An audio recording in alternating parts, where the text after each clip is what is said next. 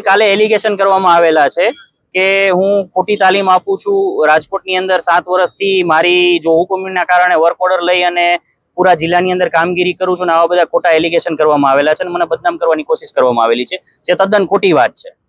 કામગીરી છે એ ટેન્ડરિંગ દ્વારા થાય છે, જે ટેન્ડર ઓપન ટુ ઓલ હોય છે, જેમાં બધા પાર્ટિસિપેટ કરી શકે છે। હું એક જ છું એવું કોઈ વસ્તુ નથી। રાજકોટની અંદર 6 એજન્સી છે જે 6 એજન્સી કામ કરે છે। રાજકોટના 2 તાલુકાની અંદર હું કામગીરી કરું છું। અત્યારે અમે આ રાજકોટની અમારી ટીમ છે અને આસપાસના જિલ્લાની ટીમ છે, અમે અત્યારે 60 થી 70 લોકો છીએ। સાહેબ અમારી માંગ એ જ છે કે આવું ખાલી ખોટું કરાટેમાં બદનામ ના કરવામાં આવે।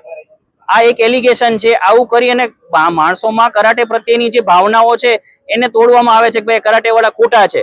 હકીકતમાં એવું કઈ હોતું નથી। સંરક્ષણ તાલીમ છે એ સારામાં સારી વાત છે। હાલના સમયની અંદર બહેનો દીકરીઓએ આ તાલીમ લેવી જોઈએ, પણ આવા ખરાબ ન્યૂઝના કારણે એ લોકોમાં એક અલગ માનસિકતા ઊભી થાય છે અને જે આનાથી એક વિરુદ્ધ થાય છે, જે તાલીમ નથી લઈ શકતા અને ખોટું એવું લાગે છે કે ભાઈ આમાં કૌભાંડ થાય છે। આમાં કૌભાંડ જેવી કોઈ વસ્તુ છે જ નહીં સાહેબ। કાલે 25 લાખ કરોડ રૂપિયાના એવા કૌભાંડના આંકડા આપવામાં આવ્યા છે જે કયા એંગલથી આપવામાં આવ્યા છે। હકીકતમાં તમે સરકારી ચોપડે જોઈ શકો છો, ગ્રાન્ટ આવે છે કે જેની અંદર સાવ ખોટી વાત છે। આવું કોઈ કૌભાંડ છે જ નહીં। પૈસા હજી આવેલા નથી, કોઈને પૈસા ચૂકવેલા નથી અને 25 કરોડ રૂપિયા એટલે શેના 25 કરોડ રૂપિયા? રાજકોટમાં એવું તો ગ્રાન્ટ નથી। 100 શાળાના 25 કરોડ કેવી રીતે થઈ શકે?